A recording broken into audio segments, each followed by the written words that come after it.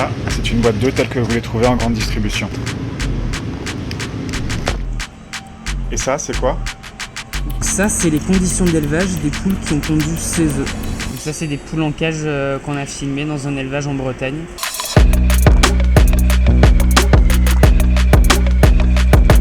Là, on voit un petit peu là, toutes les étagères comme ça avec les lampes qui vont jusque tout au fond. Donc les poules, elles voient jamais la lumière du jour. Alors ça, c'est un cadavre de poule parce qu'évidemment, tu as des poules qui meurent.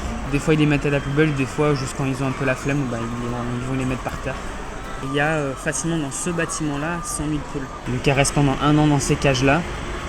Et ensuite, elles sont envoyées à l'abattoir dès qu'elles produisent plus assez d'œufs. Salut William.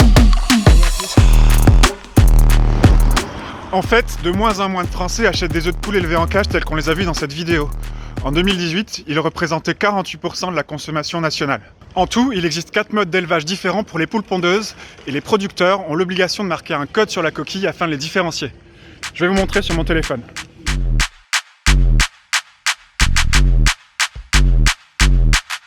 Cette série de chiffres et de lettres correspond au bâtiment de production. Ces lettres indiquent le pays de production, en l'occurrence la France, et ce premier chiffre, le mode d'élevage.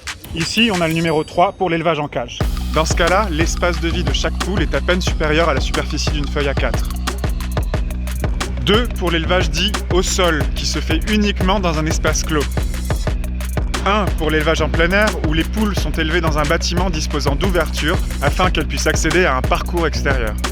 0 pour le bio, où les conditions sont les mêmes que pour le plein air, mais où l'alimentation des poules est exclusivement biologique. De manière assez contre-intuitive, c'est donc le plus petit chiffre qui correspond au plus grand respect du bien-être animal. Hélas, le CNPO, l'interprofession qui réunit tous les producteurs d'œufs, n'a pas répondu à nos demandes d'interview.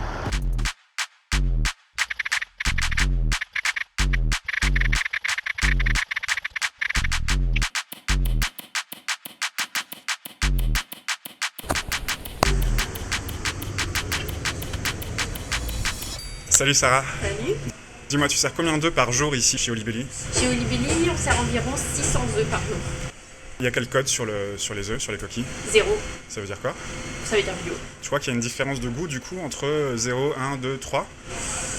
Je sais pas, mais on va voir.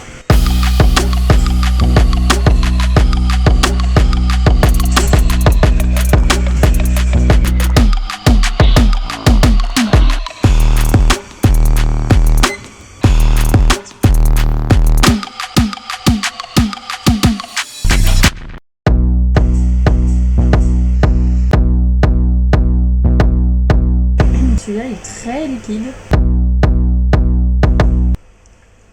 Je suis étonnée. Je pensais qu'il y allait avoir une différence de goût assez nette. Le numéro 1, c'est l'œuf bio. Ah yes. Quand même. Et à la troisième position, l'œuf en cage. Non. Et le C, C'est en plein air. c'est plein air. La différence de goût est pas aussi notable, mais pour moi c'est aussi une question d'éthique d'acheter ces œufs bio. Et si j'avais mis l'œuf en cage en premier, je pense que je n'aurais pas passé toute ma consommation à œuf en cage de toute façon.